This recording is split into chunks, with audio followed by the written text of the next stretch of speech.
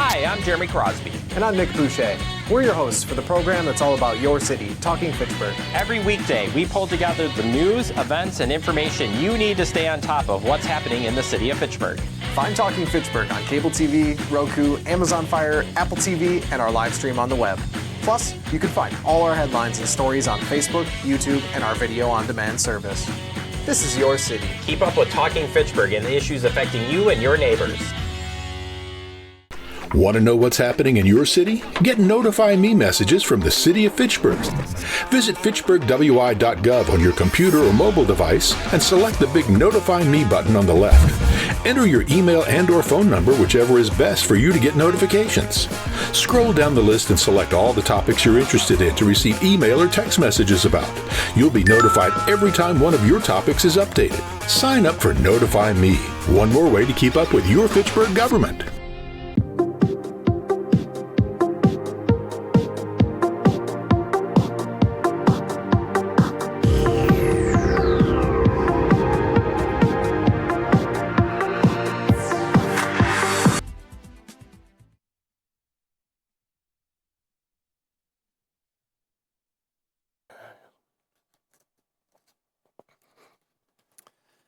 A call to order this March 17th, 2025 meeting of the Board of Public Works. And we have a full quorum tonight. Here in chambers with me is Don Gutkowski and Dave Wilburn, and remote on Zoom we have Kim Lobdell and Dave Herbst. Second item on the agenda, public appearances for non-agenda items. We have nobody in chambers and no slips of paper submitted, so we will move on, and I will entertain a motion to approve the minutes of the March 3rd meeting. I so move to approve the March 3rd meeting. Thank you, Dave. Do we have a second? Second. Thank you, Don. Do we have any discussion about the meeting minutes? Doesn't seem like it. So all in favor of approval of the minutes signify by saying aye. Aye. Aye. It is unanimous. Moving on. Report from the Director of Public Works, Mr. Tim Volker, PE. Thank you. Just a couple follow-up items from our March 3rd, 2025 Board of Public Works meeting. At the March 3rd meeting, I misspoke about the 2025 Ford F-350 that we were purchasing for parks. It is a gas pickup truck and not a diesel. The diesel upgrade would have been $6,000 to $8,000. And then also at that meeting, the question came up, kind of the percentage of water loss that we have, and do we report that? And the utility does report that to the PSC every year. The last annual report was done in 2023, and the water loss for 2023 was 4%. And then we will be completing the 2024 report and submitting that to the PSC. And that is completed by our finance department with input from Public Works. And then a couple project updates this evening. Sain Road Reconstruction Project, Phase 3. Commencement of construction is still on for next week, Monday, March 24th. And then Phase 2, commencement of construction is still anticipated for Monday, April 21st, so 4 weeks later. And then lastly, our 2025 street resurfacing project. On tonight's agenda is the award of that contract, and the low bidder is Tri-County Paving Incorporated. And with that, does anyone have any questions? Anyone? No. I have one question. My wife told me today, no, hang on to your hats here. It's not as far away as Kevin Bacon, but my wife's coworker's friend was riding his bike. This is in a different municipality, neighboring municipality. And he was on a road bike. And one of the storm drains, instead of having channels that are diagonal or perpendicular to the road, were parallel to the road. And so this guy's face is now messed up because his skinny tire fell in there and he fell over his handlebars. I don't think I've ever seen one like that before. We don't have any of those in the city of Fitchburg, do we? Not that I'm aware of, but they do make them. So it's something we obviously take a close look at, and for that reason don't like installing those. But not to say we don't have any that could have potentially have been put in throughout the years. But that's something we can look at it if we do come across it. Obviously not remove it. Yeah. Yeah, anyway, moving on. Unless there's nobody else. Okay. Our agenda items proper. Number 5, agenda item A. I'm entertaining a motion to approve resolution R5425, authorizing acceptance of the 2025 street resurfacing bid. I motion we approve R5425. Motion by Don. Second that motion. Second by Dave Herbst. Thank you. Tim, I presume you'll want to walk us through this a little bit. Yes, thank you. The 2025 street resurfacing project consists of approximately 13,500 tons of hot mix asphalt pavement, 56,000 square yards of pulverizing pavement, 2,700 linear feet of concrete curb and gutter, 1,700 square feet of landscape restoration, as well as other miscellaneous items of work. Public Works Department has prepared construction plans and specifications and obtained competitive bids. The project was advertised by legal notice in the Wisconsin State Journal on February 14th, 2025 and February 21st, 2025 and posted on questcdn.com. On February 28th, 2025 at 11 a.m., 3 sealed bids were publicly opened with the results listed in the attached bid tab. Tri-County Paving Incorporated's low bid of $1,687,653.02 was found to be in compliance with the bid specifications. There is available funding in the amount of $1,856,418.32 within the streets resurfacing, parking lot maintenance, paths and sidewalk, water, sewer, and stormwater budgets. So we're looking for council to approve the award of the 2025 street resurfacing project to Tri-County Paving Incorporated in the amount of $1,856,418.32, which includes a 10% contingency of $168,765.30. Open it up for questions for, okay, Dave Herbst. Not really a question, more a comment. Thank you, Tim, for the breakout on the quantities. That's very helpful for people watching. That's roughly nine acres of paving. Which if you look at a normal, acres, pretty good sized piece of land, and we're paving 9 of those to do our streets. So that's the only comment I had. Other questions? And we used this other contractor before. Well, use your button. We have used that contractor before too, right? Yes, Tri-County has done paving for the city in the past, and they're also doing a couple developments within the city, specifically Highfield Reserve, doing the paving within that subdivision for the developer. Okay, thanks. Tim, are you going to ask them if they do Cape Seal or micro surfacing? So Tri-County doesn't. Our street maintenance project that we're looking to advertise in the next couple months, that contractor would look into doing the Cape Seal. Cape Seal, Ross and Zach have kind of looked into it. It is more expensive, about twice the cost of a chip seal. And it lasts about 6 to 8 years, where a chip seal, you're getting 5 to 7 years at half the cost. So Okay. it's something we'll evaluate a little bit more once we've kind of finalized the street maintenance project. Okay. I thought we got more life out of it. A question on the proposal here.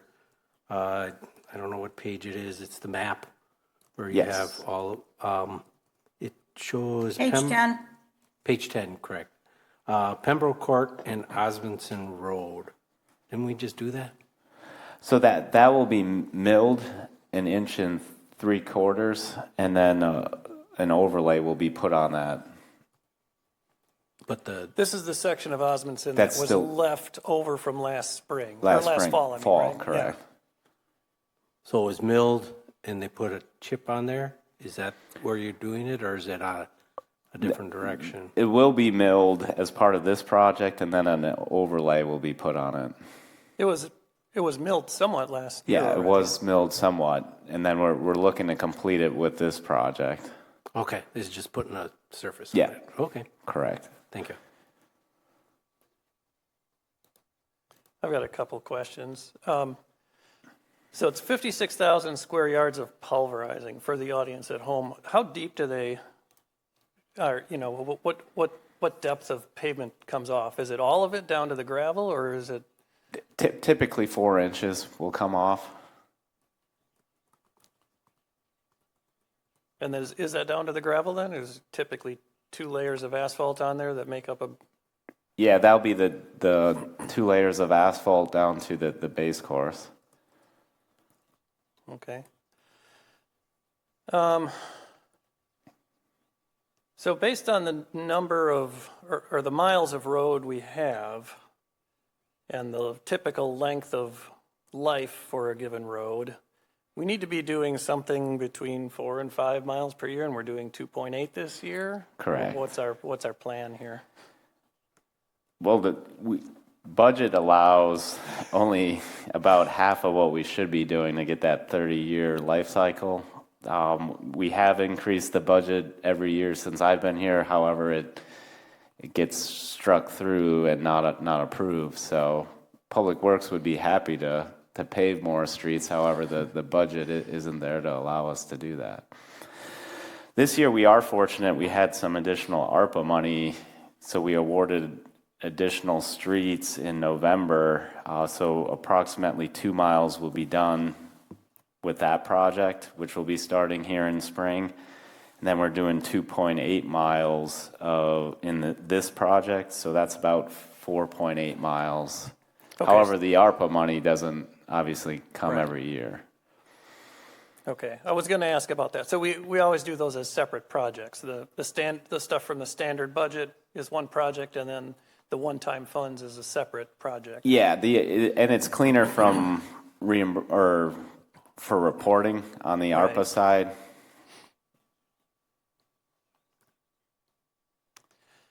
So there wasn't specific mention of which parking lots are going to be done, other than the map showed a picture of the senior center and the library. Are those the parking lots being done, or is there? Yes, those are the 2 parking lots being done. So it's library parking lot 1 and 2, and kind of the entrance coming off Lacey Road, and then the northeast corner of the senior center will be completed also. Okay, and a part of the library lot is permeable asphalt. Is that right? Is I feel like that was the case, although I'm not sure which part. Dave or Kim, you guys remember that? I don't recall, Bill. It's the section along Park Drive. The back end parking is permeable pavement. Thank you, Paul. Oh, so just the parking on Research Parkway. Okay, so that I was going to ask if that was part of the plan then to replace whatever, but point is moot. All right, awesome. And then my last question. So there's 5 speed bumps were listed, and I think they're all on Longford Terrace / Leopold Way, right? Okay. And it said they're going to be PCC, which I presume is Portland Cement Concrete. Correct. What are the speed bumps that are out there right now? At least the top coat is asphalt. Is there concrete underneath that, or is it asphalt all the way down? It's asphalt currently, and we've been replacing with concrete. A lot easier to shape and get the geometric shape versus the asphalt. Okay, good. And then concrete should last a lot longer than asphalt. So next time the street needs to be resurfaced 30 years hence, will those speed humps remain, or will those get replaced next time around as well? It's an option to remain it if they're in good shape, but if they take a beating with the plows or traffic, then it's something we would still replace at the time. It would be resurfaced next. Okay. So do we have any sort of an expectation on that based on previous experience? I would suspect it lasts longer than the asphalt. Time will obviously tell that. And if the street lasts 30 years and the asphalt lasts 50, the option to replace just the speed humps and leaving the asphalt in place is also an option, right? Correct. Yeah, okay. All right, anything further? Tim, maybe just a follow up to the budget one, just for my education. Do you give proposals to the board that shows doing 4 miles of rehab and maybe less new construction to balance to the budget? Or do you just say here's all the needs are and they pick what they want? Yeah, as part of the CIP process, we'll put numbers to projects. So specifically to the resurfacing project, we'll increase it. Typically, to keep up with inflation, we do 3%. However, if we do more, we'll provide justification. So that in previous years, our justification was to keep a 30-year life cycle on our pavement. We need to be resurfacing 4.5 to 5 miles. However, that, like I mentioned previously, it's been cut just due to lack of funding. But you have a fixed budget. In that fixed budget, you show them an option where you're doing 4.5 miles Yes. a year and less new construction. Are you showing them a mix to balance to that target budget, and they're just picking and choosing that says we want to do less resurface and more new stuff, or? Right. Yeah. Okay. So that they'll, hey, we only want to increase it 3%, and that's a recommendation or final decision by council ultimately. Okay. So council's the one telling you Ultimately, you're not going to correct. keep up with your road miles. Okay. Dave? Yeah, just Don, on your comment, any new construction, if you're not talking about, total resurfacing, any new construction is typically paid by the development, when it originally goes in. It's not necessarily, out of our road maintenance fee. If that's what you were kind of getting at, I'm not sure.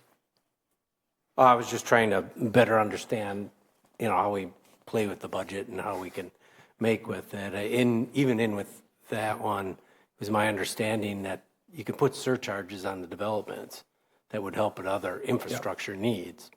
So there might be an option in future to look at those so that we don't keep losing lane miles, because we're just never going to catch up. Now, Don, one thing I would tell you, and Paul would echo this. Paul was our director. The very first meeting I came to, and one of the first things was our resurfacing, and we were fighting with the mayor at that time over wanting to. We've never got as much as our city engineers would have liked us to have resurfaced or maintained. 33 years now. Paul, was there a year where you got as much as you would have liked? It's been a few years. A few years, okay. All right.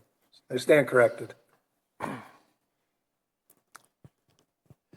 I guess along the same lines of budget, Tim, off the top of your head, what do we get for state road aids, and in rough proportions, how do we divide that money up?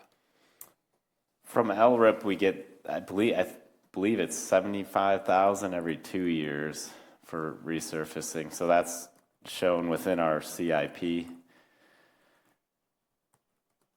And that gets directly inputted to the project. Don't we get $2.5 million in total or something for state highway funds? I would have to check with finance. Okay.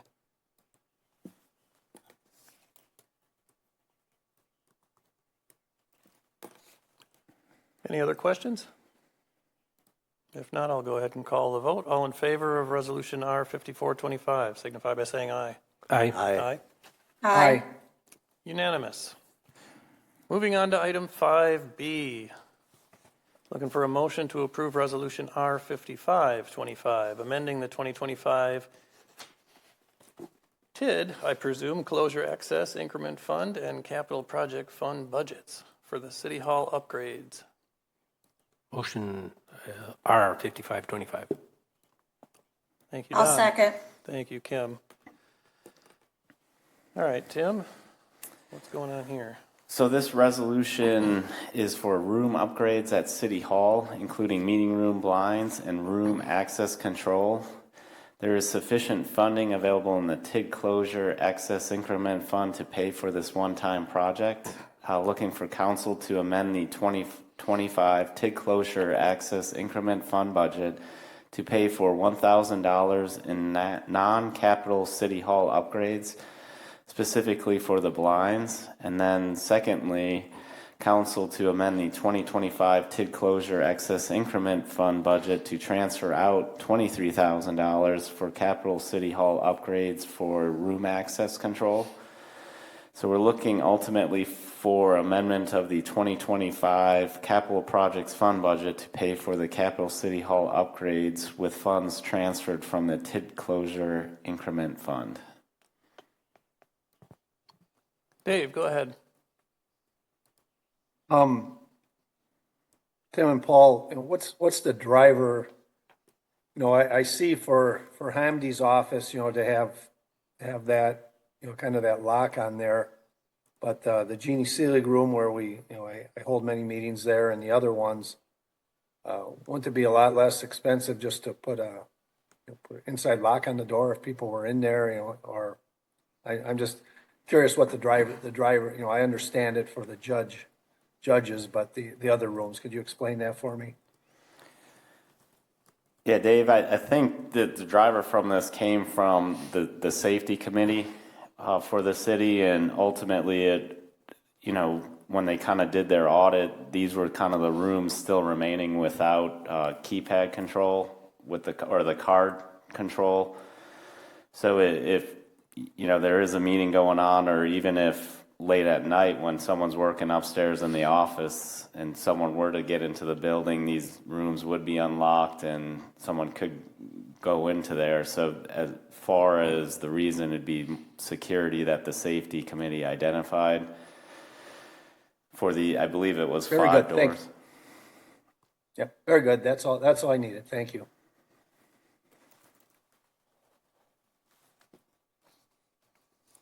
Tim, I'm familiar with the conference rooms, the Genie room. What's a Think Space room? The Think Space room is right out here in the hallways, and it's kind of a room that the city put in for employees if they needed kind of a break during the day to clear their head and thoughts. They can kind of go into that room and think. Okay. Does it have to have a lock to think? Or again, it's for safety if someone were to go in there or hide out in there. Yeah, I heard you have a Dave Herbst doll in there, voodoo doll that you can poke with pins. hang on a second. I'll be right back. Yeah, so I guess I'll just kind of reiterate what Tim said. If you walk up and down this hallway, those are the only remaining doors on this floor that are not protected by the keypad, aside from emergency exit stairwells. So I guess we're just kind of securing the entire floor. Is this an issue on other floors as well? Nope, just this first floor. Okay. I think this is a reason, protecting our employee safety and our residents when they're there. It is. All it takes is one incident, and I'd hate to think that I didn't take this precaution to protect our citizens and employees.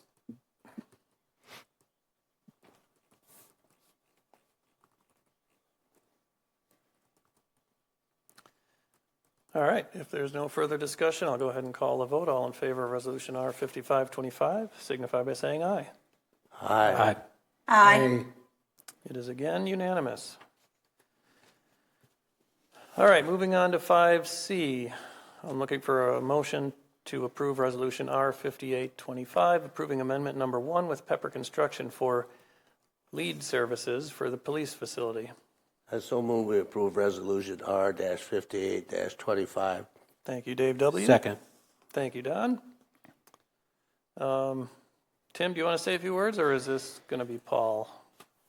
I can kind of go over the generalities, and then Paul's here for any questions. The adopted capital improvement plan included $35 million for the design and construction of the police service facility project, and an additional $5 million for sustainability related costs.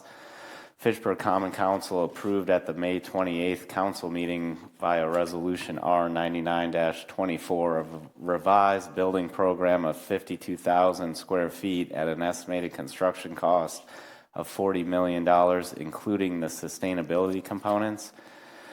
Design team has met with the Resource Conservation Commission and outlined a number of sustainability related items to be included in the project. The RCC has recommended the installation of geothermal heating, enhanced building envelope to reduce energy consumption, infrastructure to support EV charging capability, and solar panels. It is possible to pursue LEED certification for the project to be funded with the sustainability-related funding. FGM and Pepper submitted proposals for LEED certification, and Pepper Construction was lower at $134,676.10, plus an additional $30,725 for building commissioning, and $5,234.13 for lead registration and submission fees, for a total of $170,635.23. We're looking for council to approve amendment number 1 to the agreement for Pepper Construction in the amount of $170,635.23. Dave H. Paul, can't we just do these things and forget about this? I don't know what this certification, beat your chest and, we're great. I do the improvements and let's move on. Now, I'm not sure what this certification is doing for us. Tell me I'm missing something here. Well, again, I'm Paul Woodard, Senior Engineer with the Public Works Department. Definitely the commission needs to be done, because that's a small part of this thing. It's about 35,000, whatever Tim said there. And that's mainly to make sure, the building commission needs to make sure that. Paul, can you explain what the commissioning is? I guess I don't really understand that.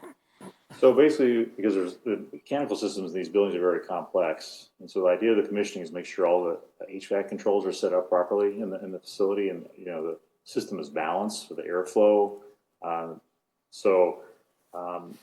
That's primary. And if you get the system set up right, the HVAC system, which is heating, ventilation, air conditioning, that will give you better energy use down the road. You have an area, maybe it's too cold and it's going to be running one of those heaters in your office to get it warm. The idea is to try to balance the whole system out. So when you commission a building, that makes sure that enables you to make sure that the building is set up properly from the start. Paul, Thank you. That's the commissioning. That's an integral part to the lead. Paul, Getting back to Dave's question, does the city have to do this? No, it's definitely optional, but it does. I think Phil's memo here, explains the justification for why we would want to pursue the LEED certification. Paul, there's a line item that says preparing and running the lead charrette. Is that the commissioning? Is that what you're talking about? Testing all the mechanical systems? Is that in Pepper's proposal? Yes. Where did you see that at? It's on page 31 of 34 under administering lead certification. It's the second item.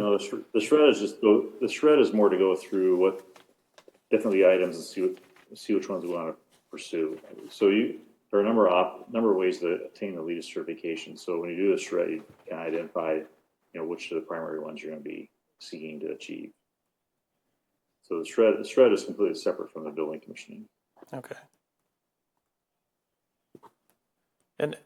as they walk through this whole process, are we going to run all the tests and then decide which level of lead we fall under, or are we specifically designing for a particular level? We're shooting for, we're pretty confident we can get silver. So we're not going, I think the other one's gold and platinum, I believe it is, but we're just going for the, so there's kind of like the base lead certification, and there's silver, which is one up, and we're fairly confident that we can meet that without a lot of effort. And not necessarily effort in terms of expense to the building project.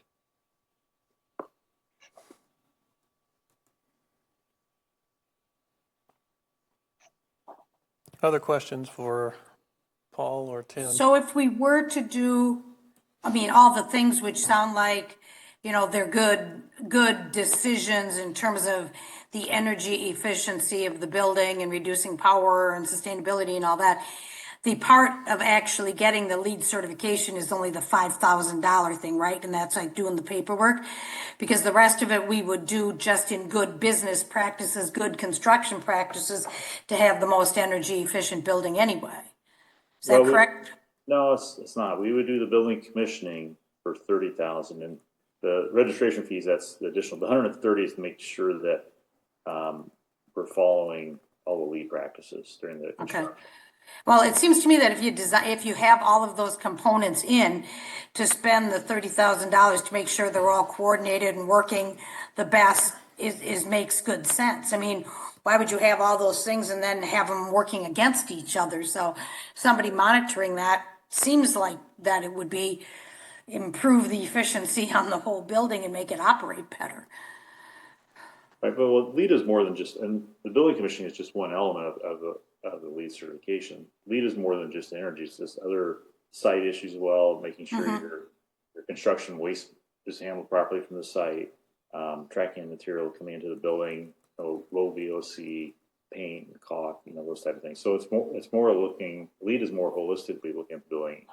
Energy is definitely a major part of the LEED, but there's all these other factors that go into the building design and construction as well.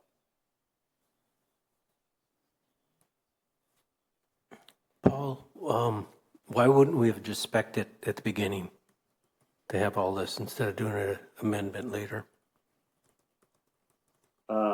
At that time, we did not know it wasn't really until we got to the design of the project we knew where we're at, how achievable was LEED going to be, and we're feeling it's fairly confident we can achieve it, fairly easily get silver. I guess that's one of those things you don't really know at the time when you go out.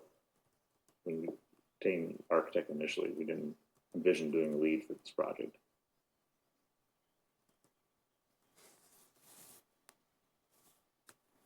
Where is the money going to come from this? Do we already have it, or is it going to be a budget amendment? No, it's within the $5 million. So right now, including, so as Tim mentioned, the city's identified $5 million of the project cost for sustainability items. Including LEED, we're about 4.3. So we're still ain't spending the full amount on sustainability. So we do have room within the sustainability budget to fund this if the decision to pursue the LEED certification.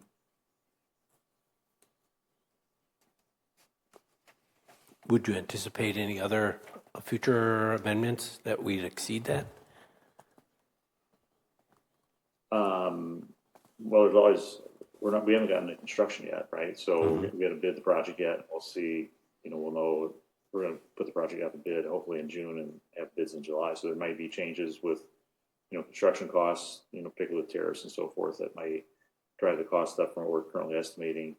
And in terms of extra costs from Pepper, I don't believe so. FGM is pursuing a claim for some additional design costs right now, but that's kind of really a separate issue.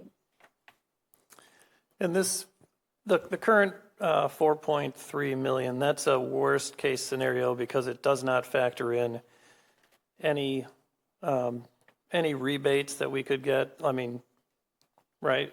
I think I read that somewhere. Yeah, that's a good point, Alder Jetzer, is that we did not figure federal tax credits into that 4.3 million nor focus on energy grants. Focus on energy grants are relatively small compared to the tax credits, but given some of the changes in the current federal administration, we didn't feel it was prudent we put together a sustainability budget to bank on those federal tax credits. So if the federal tax credit program is still up and running as current state, that 4.3 would shrink by about 1.5, 1.6 million. So, but I would not bank on that.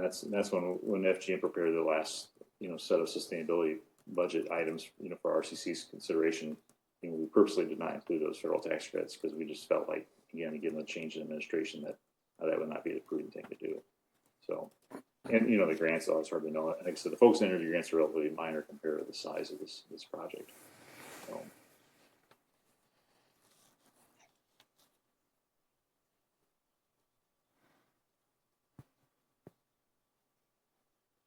Other questions? No.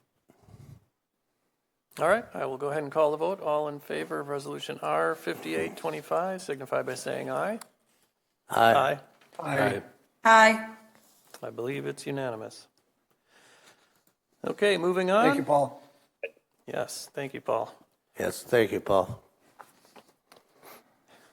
Moving on, item 6A, announcements. The next Board of Public Works meeting will be, April 7th. Monday, April 7th. Yeah. Any other announcements? Okay, I will entertain a motion to adjourn the meeting. Motion to adjourn. Thank you, Don. Do I have a second? I'll second it. Thank you, Dave W. All in favor of adjourning, say aye. Aye. Aye. Aye. All right, we are adjourned at 6:05.